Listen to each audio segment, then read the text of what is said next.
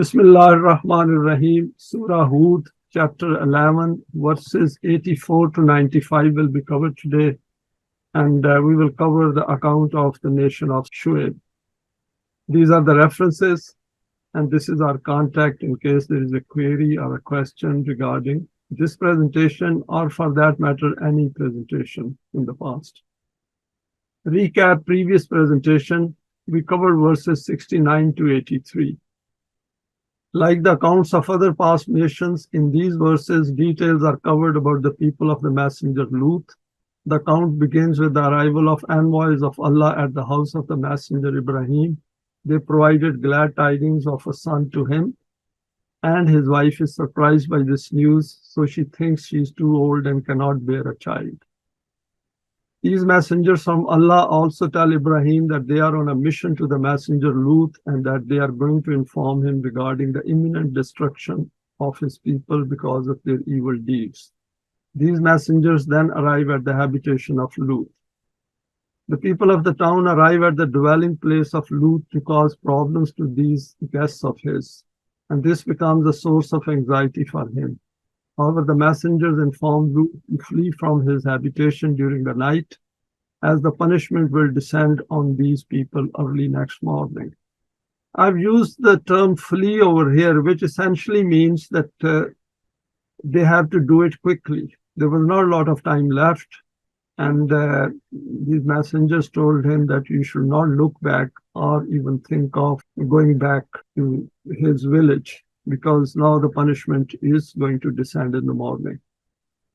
The messenger, accompanied by the Momineen, leaves the area during the night, and the whole town is destroyed through a volcanic eruption in the morning. The summary of verses 84 to 95, i.e. those which are going to be covered today. Here is given the account of the people of Madian, to whom the messenger Shuaib was sent from among themselves to provide guidance via the Wahi of Allah. These people were indulging in doing wrong, along with many other crimes, and were unjust in their business dealings within their economic system. They did not observe the rules in relation to giving full measure and weight in the buying and selling of goods from each other. Thus, they destroyed the balance within the society. The Quran declares this to be a heinous crime according to the Law of Requital, and such nations attract severe punishment for such crimes of theirs. The messenger Shuaib warns them about these malpractices and asks them to desist. He also invites them to the system of Salaat, which they initially think is merely some kind of ritual for religious worship. However, when he explains to them the correct meaning, then they are taken aback. They refuse to accept his invitation to Salaat, as they did not wish to apply to the distribution of their wealth and possessions under the direction of the Wahi of Allah. The nation of Shuaib rejected the guidance of Allah and did not reform their unjust tyrannical system, and were ultimately eliminated by the total annihilation of their habitations. The messenger Shuaib and the Momineen were saved from this destruction as per the law of Allah. Now we go to the first verse for today's presentation. Human affairs must be based on justice. وَإِلَى مَدْيَنَ أَخَاهُمْ شُعَيْبًا قَالَ يَا قَوْمِ اعْبُدُوا اللَّهَ مَا لَكُم مِّنْ إِلَٰهٍ غَيْرُهُ وَلَا تَنقُصُوا الْمِكْيَالَ وَالْمِيزَانَ إِنِّي أَرَاكُمْ بِخَيْرٍ وَإِنِّي أَخَافُ عَلَيْكُمْ عَذَابَ يَوْمٍ مُحِيطٍ. In the same way, we sent Shuaib from among their brotherhood to the people of Madian. We have seen that in the stories or accounts of messengers belong to their own people. They were brought up among them so that they knew what kind of human beings they were and what kind of a character they possessed. He also said the same to them, to only adopt the rule of Allah. Other than him, there is no other power of authority for you. I see that at this point in time, you are very prosperous, but you have created severe economic balances in your society. And that is an important point for us, that when there is a prosperity, and despite the fact that people are not following the permanent values, then we should be warned, we should be cautioned that there is something going to be wrong at some point in the near future. Change this condition and maintain complete precision in your scales of weight and measurement. Give everyone their full right. If you do not do this, then I'm fearful that such a devastation will descend on you, which will engulf all of you within its fold. Further comments on this verse? The messenger Shuaib also conveyed the same message to his people, i.e., to follow the laws of Allah as revealed through Wahi and not to obey the laws of man-devised system, because it's a crime against humanity. As we know, this thread runs through the system of deen, and the Quran has emphasized this repeatedly in order to convey its importance. Since human beings resist following the permanent values, hence they end up following their own unbridled desires, which lead to serious imbalances in the society. Quran is not against following our desires, but what it wants is that these desires should be guided within the permanent values, because then limits are defined, and these help develop ourselves so that we can establish the system of being here, and such a self then qualifies itself for the life of the hereafter. Like the previous accounts, there is a salient evil noted here, which is the prevalence of not giving precise weight and measure in the daily business of life. When Allah draws our attention to this form of injustice, it includes both material transactions as well as the treatment of fellow human beings. For example, those who are yatim and miskeen, i.e., the product of the unjust system.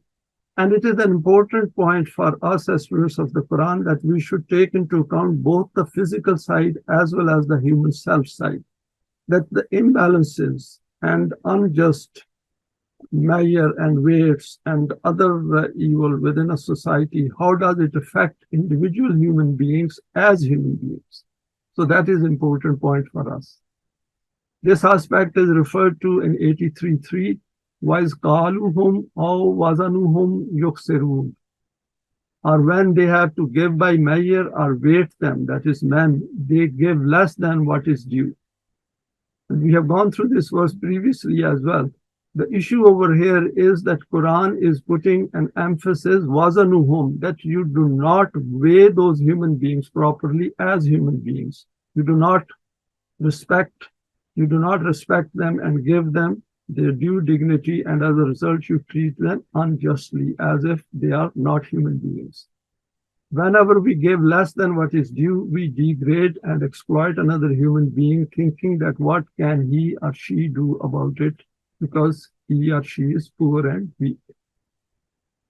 Continuing this verse 84, relating to human psyche.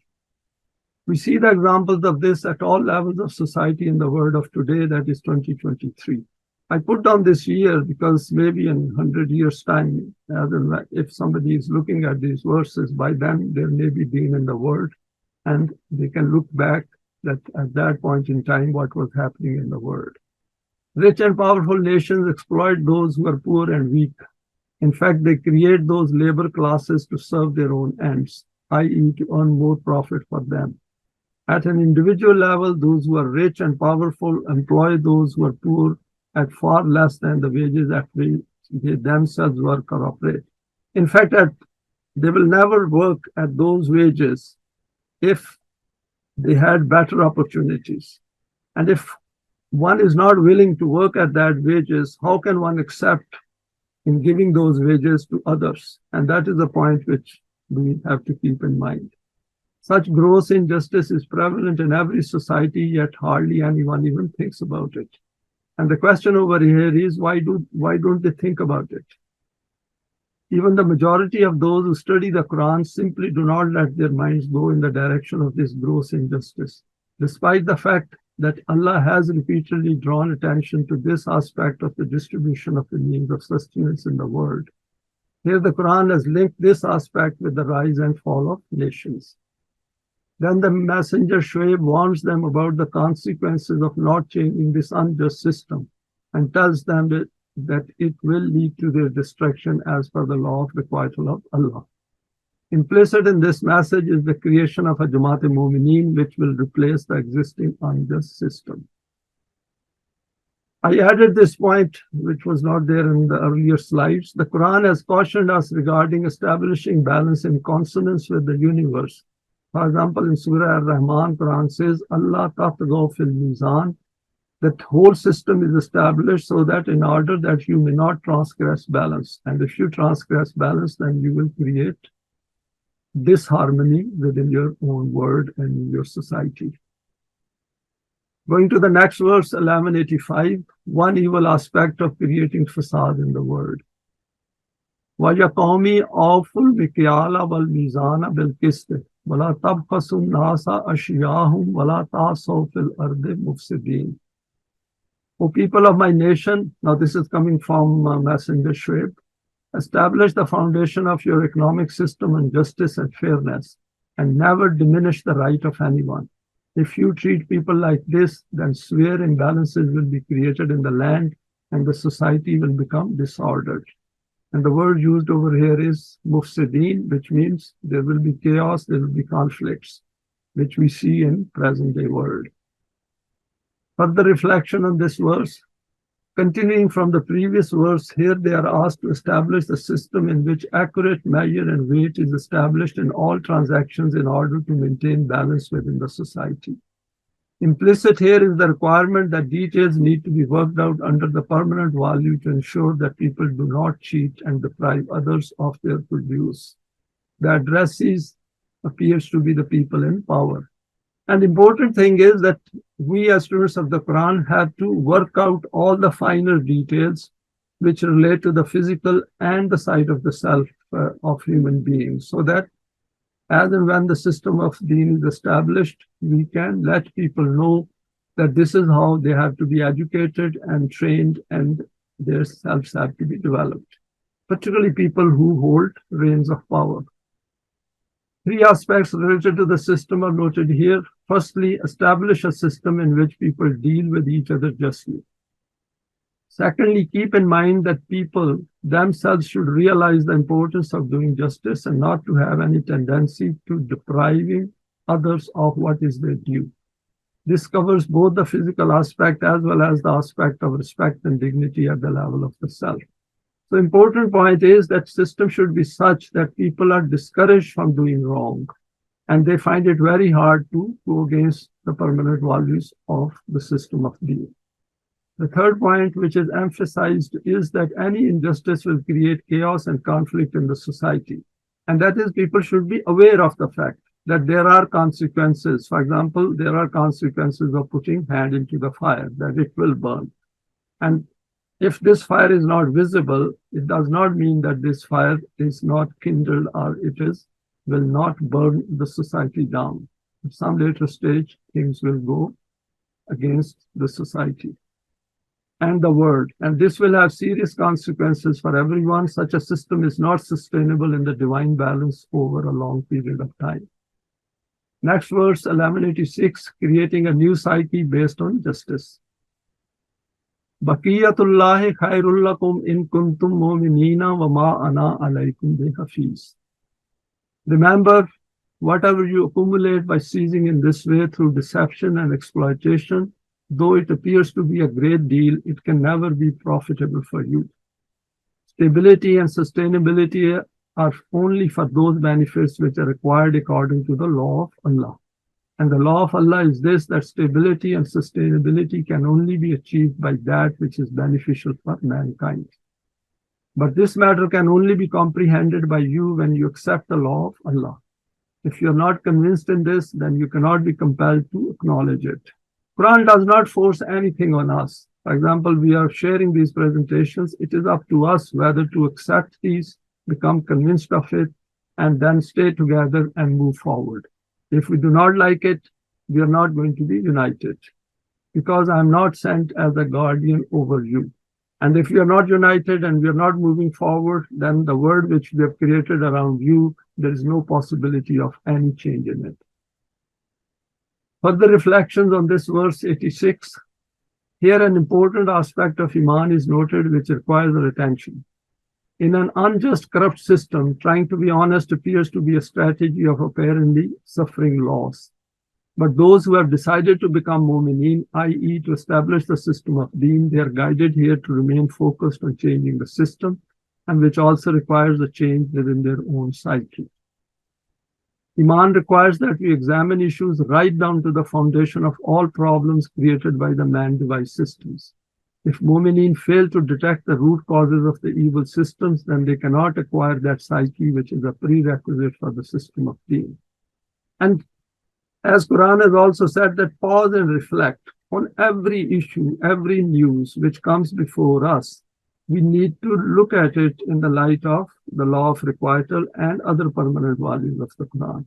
And that is how our psyche starts developing. It grows, it expands its own vision.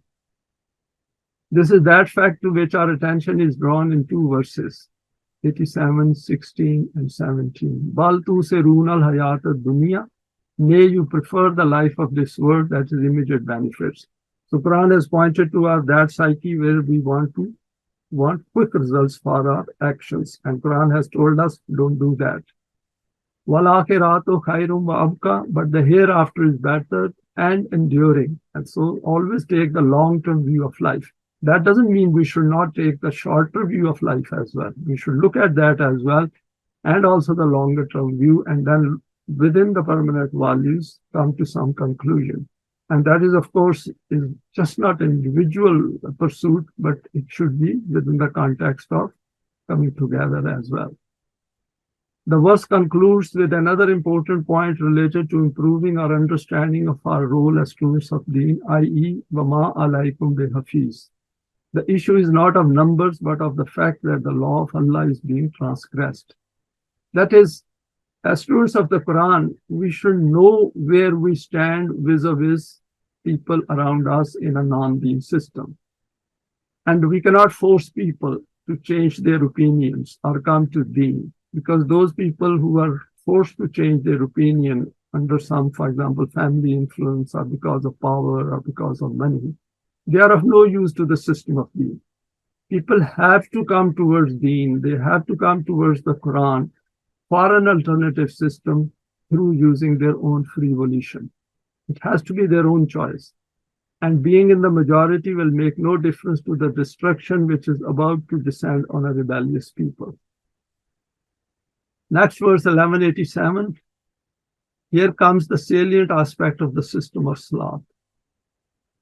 This is an important verse which Allama Parvez has also referred in a number of his lectures.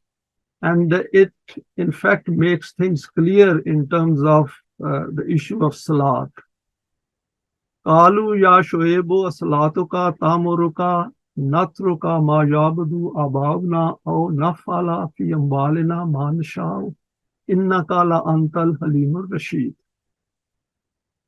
They replied, O Shuaib, whatever you used to say, we thought that you have only brought some kind of procedure of worship of your own.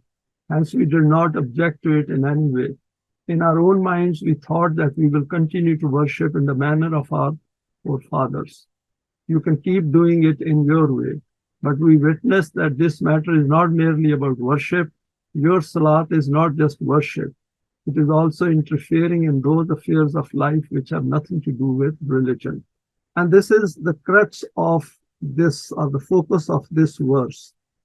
And we will look into the finer aspects in next slides.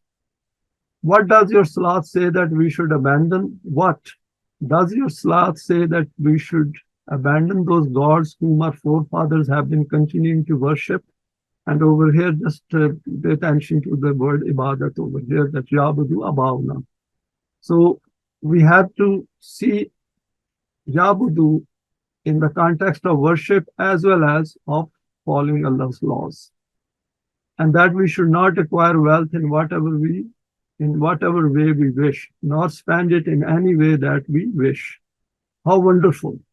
This then means that our forefathers from whom this current system is ongoing were all unjust and ignorant.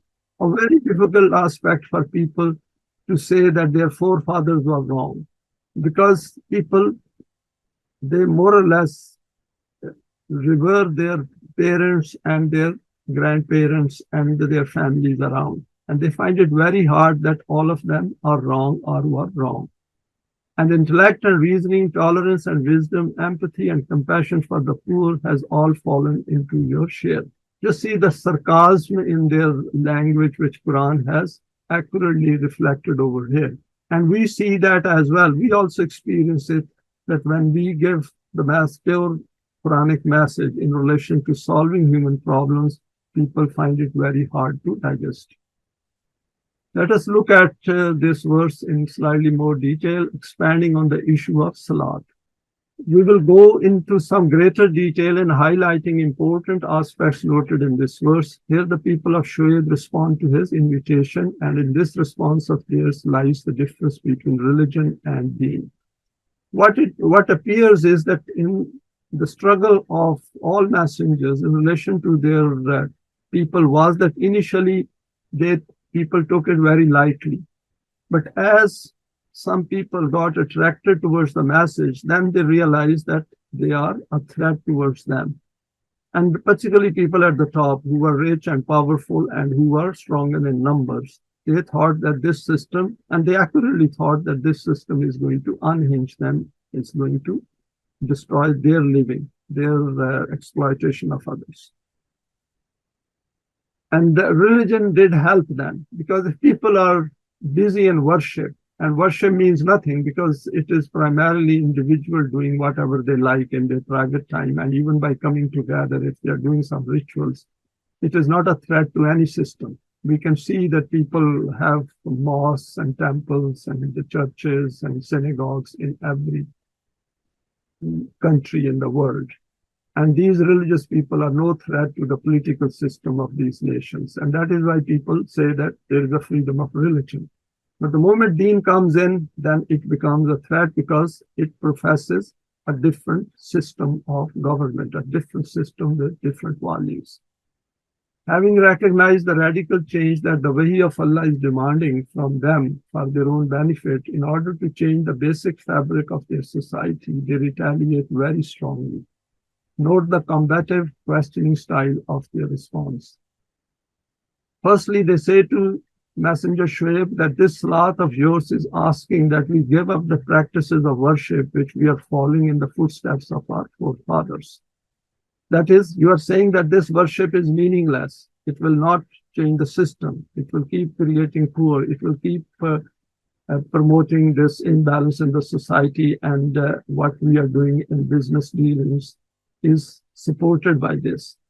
Implicit here are the unjust practices of weight and measure which these people had implemented in the society, and for which their religious rituals provided legitimate justifications.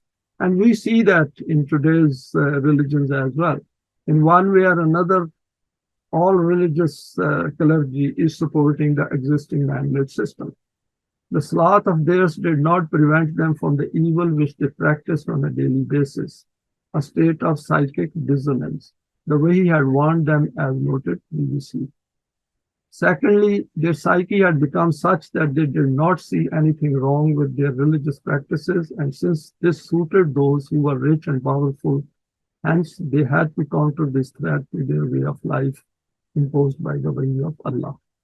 So initially, the response is very lukewarm or not very serious, but gradually as deen gets strength and more people join in and they become convinced, and the kind of a conviction which comes to their self, and they become so firm that they now find it as a threat.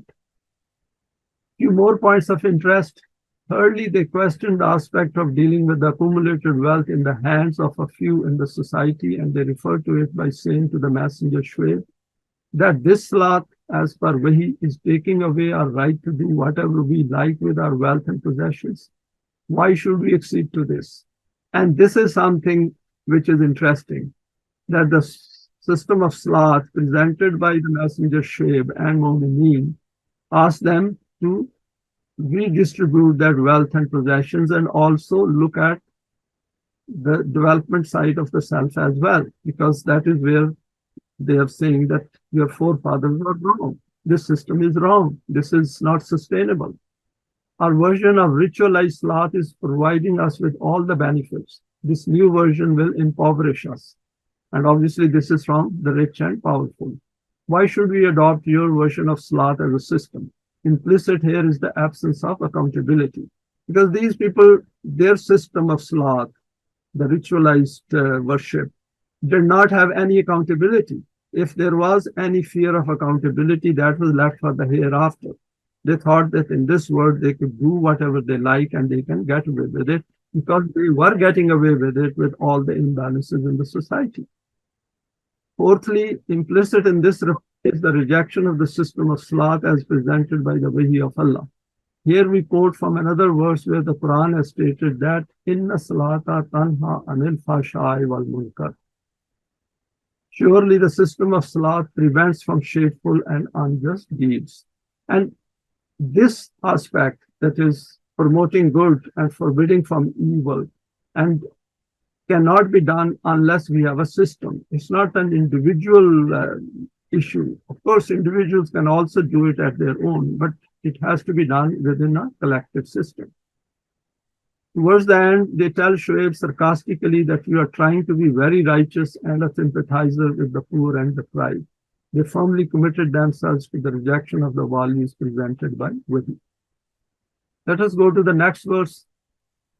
Qala ya qawmi araytum in kuntu ala bayyinatin min rabbi wa razaqni minhu rizqan hasana. وما أريد أن أخلفكم إلى ما أنهاكم عنه إن أريد إلا الإصلاح ما استطعت وما توفيقي إلا بالله عليه توكلت وعليه أنيب. Shuaib said, "O my people, just reflect on this, that my Rabb has broadened the perspicuous paths of intellect and vision before me, and instead of looting and dishonesty and a fraudulent means of earning a living, has bestowed on me extremely pleasant, legitimate, and balanced means to acquire sustenance." So Messenger over here presented his own character, his own conduct, his own outlook, his own developed self before them, that if I could do it, why can't you do it? And that even after this, I should not extend an invitation towards the correct path to you, that if I have the benefits of following this path and I know it has benefited me, why shouldn't I communicate it to you? Nor can I do this, that the things against which I forbid you, I should adopt these myself. Very important point for us to develop self. Whatever I say to others, I cannot go against this myself. Another very important point, I made this resolve that to whatever extent it is within my power, I will reform the wrong system of your society. Another very big task which the messenger and all of us had to take if we want to reform the world in which we live. I know that whatever means and resources are required for the achievement of this lofty objective, these are not available to me for the time being, but I will acquire all those means by acting according to the law of Allah. And we have seen it that throughout the Quran, the emphasis is on Momineen, that you come together and you will get Allah's help if you follow this path consistently and do not give up. I have complete trust in the concreteness of His law, and in the journey of life, my every step is lifted towards that fountain of good and balance. Further reflections on this verse, in response, the messenger Shuaib let them know about his own line of thinking and his own conduct in the light of the way of Allah. It appears that this has been going on with the nation over many years. It's not a work of one day or 1 week or 1 year. When we take this path and we opt this path and we choose to be on this path, then we should view it as a continuation even after our death. Here the messenger Shuaib presents his own model of righteousness as a glaring evidence to his people and tells them that following this path of Allah will always bring good and balance in the individual as well as in the collective life of theirs. This is how a developed self presents his case before others.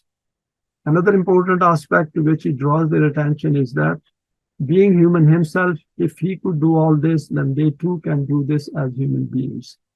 And we can figure out ourselves as well that as we are on this path, we are understanding it and we are also practicing individually.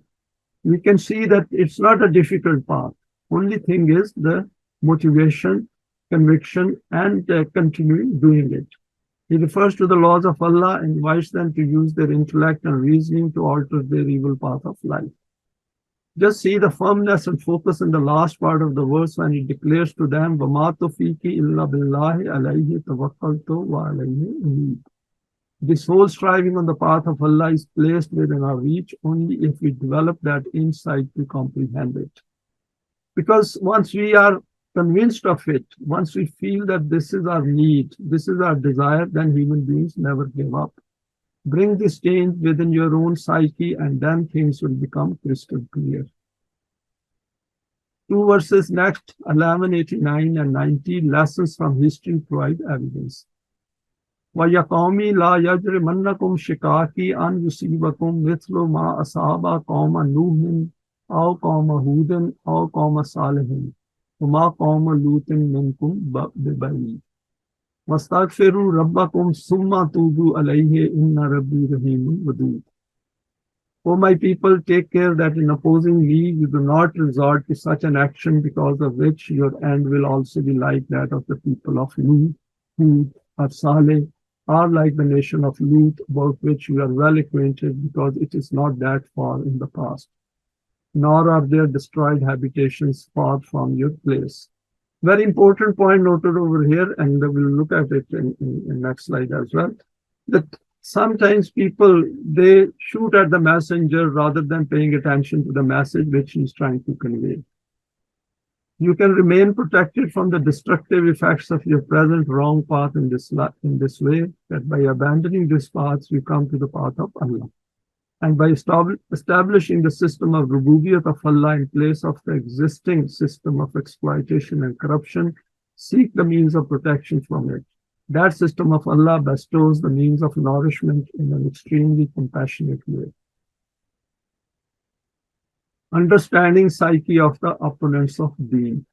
There is an important aspect of the human psyche here to which the Quran has drawn our attention. Many times, due to an egotistic proclivity, people oppose the messengers, not fully appreciating the benefits implicit in the guidance of Allah. Here the messenger Shuaib is informing them that they may not like him as an individual. But the issue here is not about him, but about the law of requital of Allah and the consequences of their wrong path. They need to focus on that aspect. Do not shoot the messenger, pay attention to the message. He then points out to them the fate of former nations and their destruction with which these people appear to be well acquainted. This included the people of Nuh, who were destroyed due to imbalances in their society, the people of Hud, who used tyrannical power against the weak in the land, the people of Saleh, who resorted to gross injustice in the use of natural resources of the land, and the people of Lut, who resorted to sexual perversion in the land and caused severe imbalance in the society. It is possible that Messenger Shuaib also pointed to them all these evils and wrongs which might also be existing in that society of his, together with the issue of weight and not giving due to other human beings. This is still time to return to the path defined by the Wahi of Allah, and if they decide to do so, then the benefits associated with this path will fall in their lap. Further reflections on these two verses. In the second verse, the Quran has outlined those benefits associated with the path of Deen. Firstly, protection and security will ensue associated with following this path within the permanent values, and it's an evidence-based fact. This path will remove all forms of fear and grief which man-devised systems create, and this will lead to bringing out the best potentials of each member of the society. Without this path, these potentials will never emerge and will remain dormant within the depths of the human psyche. We as human beings have a fairly developed rational side of our brain. And if we use that and we use our imagination, and if we are dissatisfied with the world around us, then we can see that what Quran is telling is definitely a better world. And if we cannot, or we deliberately go against it, then it is our choice. Secondly, Rububiyyat as a system will start to take shape and it will become evidence of its own success. Part of this process will be to become fully aware of the functioning of the law of requital and to refer to the permanent values on a continuous basis to ensure firm adherence to this path of Rububiyyat. Thirdly, when the Quran has stated over here by stating Inna Rabbi Rahimun Wadud, we are briefed about two important attributes of the system of behavior, i.e., continuous development and growth of our latent potentials, and that is under Rahim. And then this leading to mutual affection and harmony, as noted in verse 3103. And if you remember in 3103, Quran says, وَتَعْصِمِي بِحَبْلِ اللَّهِ جَمِيعًا وَلَا تَفَرَّقُوا, and then it says that you became brethren, you came together, your hearts were united.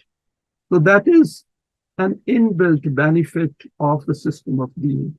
In fact, while we are making an effort to go towards that, even on this process, our hearts come together, because once we share the same value system, we understand the same value system, our confidence and trust in the system keeps increasing, keeps multiplying. 1191, ignore the message, attack the messenger. قالوا يا شعيب ما نفقه كثيرا مما نقول وإنا لا نراك فينا ضعيفا ولولا رهطك لا رجمنك وما أنت علينا بعزيز. Very interesting point here. They said, "Oh Shuaib, the first issue is that in whatever you are saying, many of those things are just not comprehensible to us." And that was a blatant lie on their part, because they understood it as the subsequent part of the verse tells it. Hence, the question of accepting them simply does not arise. Secondly, that you are not even in possession of such power and authority that as a result of this, we should accept your utterances compulsorily. So they knew what he's saying. The reality is this, that we are merely conscious of your family status. If these people had not been with you, we would have stoned you and you would not have been able to do anything to us. Some further reflections. This verse refers to some salient aspects of the psyche of those people who reject the guidance of Allah. And we observe this even in today's world. It is not that it happened then. Even in today's world, people use that kind of language.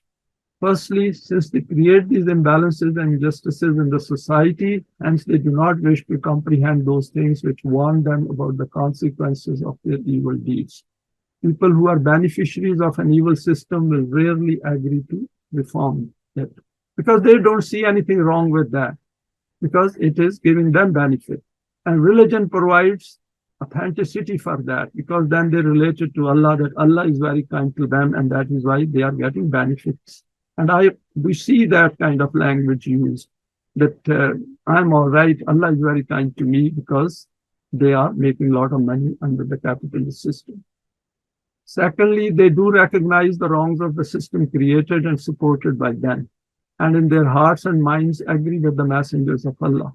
They also feel threatened by the warning from the direction of Allah, but they look at the weakness of the messengers from a physical point of view and think that their own physical strength is the means of power which they possess, and which will never lead to any decline. And this is a fact when people are healthy, and then they think that they are never going to die. It is only when they become very sick, they realize that how vulnerable they are. We can witness this around us, where physical power intoxicates those who hold the reins of power in the world. And this is an important point for us as students of the Quran, to keep an eye on this kind of psyche of our people. And when they display those kind of signs, it is better to move away from them. It's a waste of time telling them again and again. Just tell them once and then move away and let them think about it. As a final attempt to muffle the voice of the Wahi of Allah, they warn the messengers with death by stoning if he does not stop sermonizing to them. The interesting point is that they still value the status of the messenger within the society and are fearful that his worldly status, due to his family connections, may go against them. This is that state of a nation where their end is not far, and their elimination from the world with their physical death is brought forward. Verse 1192, Allah's Wahi helps to expose people.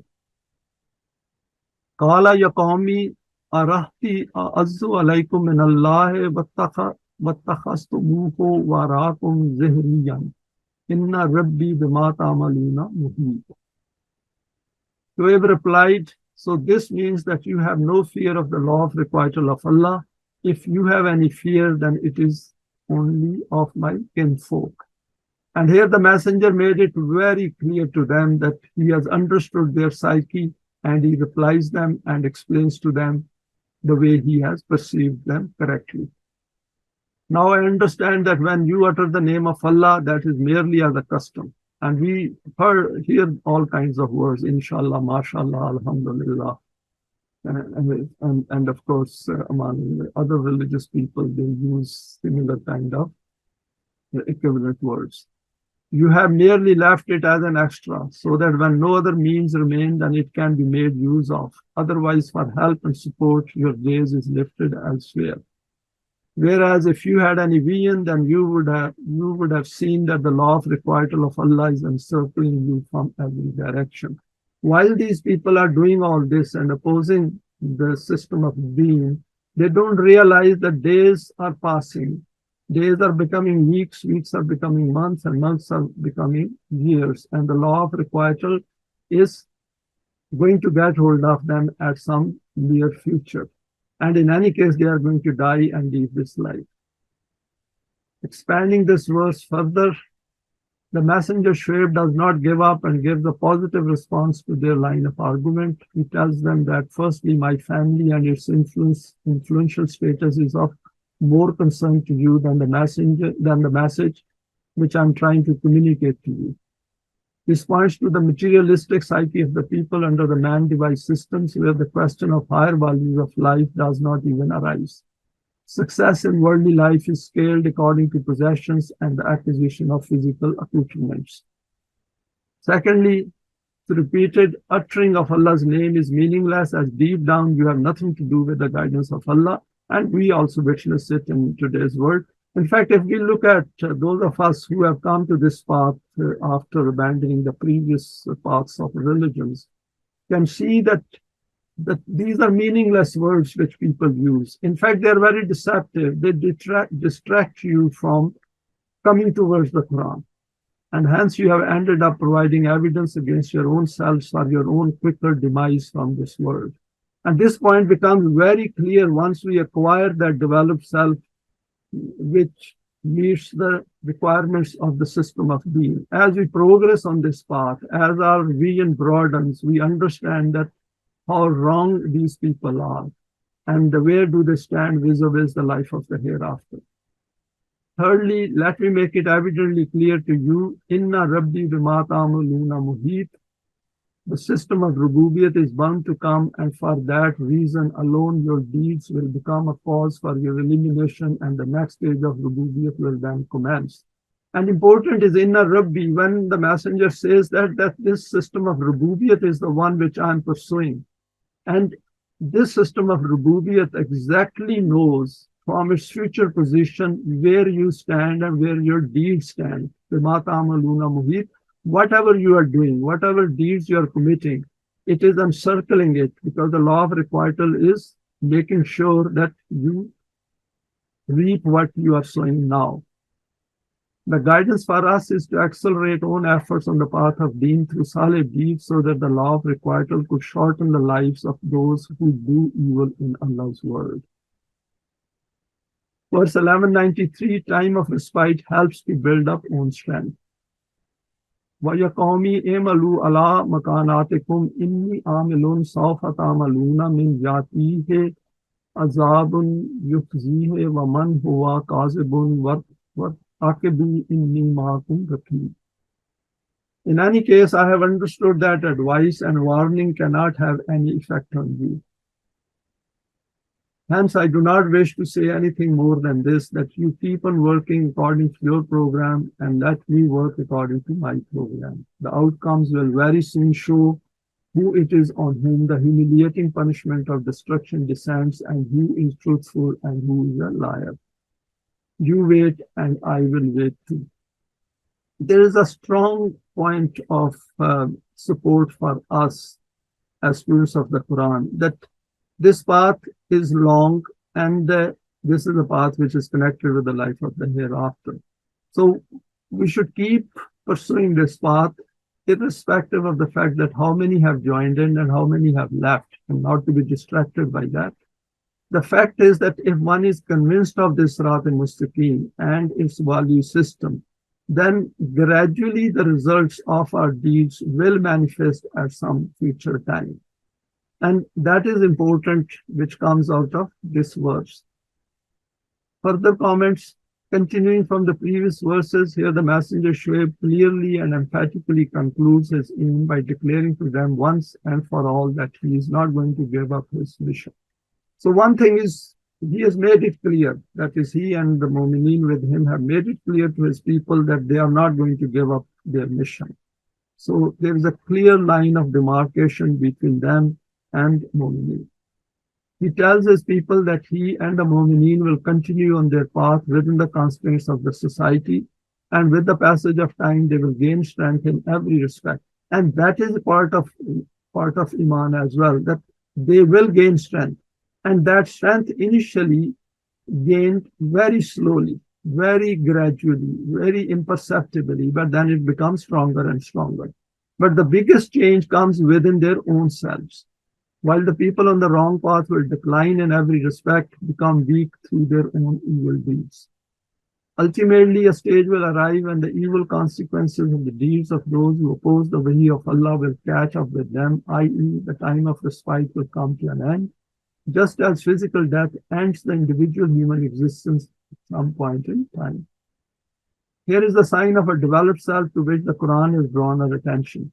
To be fully convinced of the truth of their own path of life, i.e., conviction acquired through Iman and Salih deeds, and to be working in consonance with other Momineen. The firm Iman that our evidence-based path is correct, and this is fully authenticated using the permanent values given by the Wahi of Allah. Last two verses for today's presentation. Finally, the law of requital ended the time of respite, verses 94 and 95. وَلَمَّا جَاءَ أَمْرُنَا نَجَّيْنَا شُعَيْبًا وَالَّذِينَ آمَنُوا مَعَهُ بِرَحْمَةٍ مِنَّا وَأَخَذَتِ الَّذِينَ ظَلَمُوا الصَّيْحَةُ فَأَصْبَحُوا فِي دِيَارِهِمْ جَاثِمِينَ كَأَن لَّمْ يَغْنَوْا فِيهَا أَلَا بُعْدًا لِّمَدْيَنَ كَمَا بَعِدَتْ ثَمُودُ. Consequently, when the time for the manifestation of results arrived, then according to our rahmat, we saved Shuaib and his companions who had accepted Iman with him, and the severe punishment of the earthquake overwhelmed those people who had resorted to transgression. And when the dawn broke, it was seen that they were lying in their homes, immobile and lifeless. And their habitations had become desolate and flattened in such a way as if no one had ever lived in them. See, the people of Madian became deprived of the bounties of life in the same way that before them the nation of Thamud became deprived. Concluding remarks in these two verses. Finally, the next stage arrived as highlighted by the messenger Shuaib and his companions, and the outcomes of the evil deeds of the people caught up with them. The time of respite ended under the law of requital, and physical demise arrived earlier for the people of the town. They had become the wrong choices which terminated their right to physical life. This is part of Allah's rahmat. It is a rahmat because unless this stage ends and the next stage starts, then the purpose and the aim of the Quran is not fulfilled. When he wants us to establish the system, and Momineen must succeed. And that is an important lesson over here. Shuaib and the Momineen with him were saved from this destruction as they had earned protection through their righteous conduct as per the law of Mashiach of Allah. This protection is inbuilt and is part of the system of Rububiyyat, which is available to Jamaat-e-Momineen for all times. Here, in these accounts, the Quran has not gone into further details of the life of the messengers and their companions. We have gone through the previous accounts as well, and over here, the Quran becomes silent. Secondly, all these events are noted in a concise form, whereas there are many, many years from the start of the dissemination of the message of Allah and the end of these nations. So that is the aspect we should keep in mind, that it is not 1 year or 2 years, it is many, many years.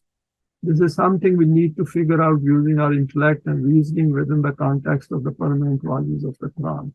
This aspect is part of the process of developing ourselves and is related to the higher level of being part of the Momineen. And it's very patience testing, because once we have come to the message of Wahi, then we should not think that we will get quick results. And particularly if the world is quite messy and we have allowed this world to be like this for thousands, for over 1,000 years. So those effects will take time to go away. Secondly, people take time to absorb this message and to bring change within themselves. Conviction does not develop overnight. It is not that I have Iman and that is the end of it. One has to do a lot and for many years work on this path by doing solid deeds and by coming together, by sharing these presentations and by going through the Quran ourselves, by reading the books, by knowing the human psychology. So all these efforts are required to understand the world in which we live, and then we know where we are going in the light of the Quran. For example, in today's world, we should keep reflecting on the next stage and its shape as and when it arrives in the light of the guidance of Allah. Thanks for your time and for sharing this today. Please feel free to share it with your contacts. You may like to subscribe for future talks related to the Quranic system of healing.